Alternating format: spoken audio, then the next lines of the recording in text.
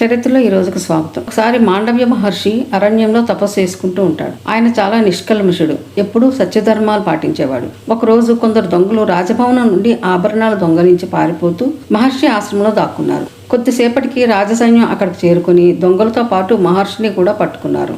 రాజు విచారణ లేకుండా మహర్షిని కూడా దొంగలతో పాటు శిక్షించాడు. ఆయనను శూలంపై ఎక్కించి తీవ్రమైన శిక్ష విధించాడు.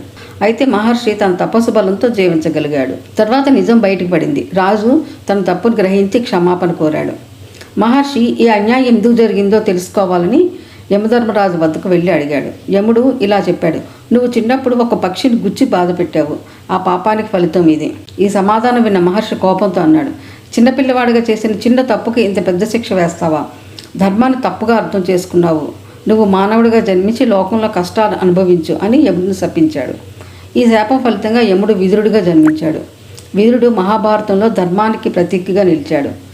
ధర్మం అంటే కేవలం శిక్షించడం కాదు, న్యాయం చేయడం కూడా. చిన్న తప్పులకు పెద్ద శిక్షలు అన్యాయం. కర్మఫలితం తప్పదు, కానీ దానికి సరైన పరిమితి ఉండాలి. ఇది ఈ కథ ద్వారా మనకు తెలుస్తున్న నీతి.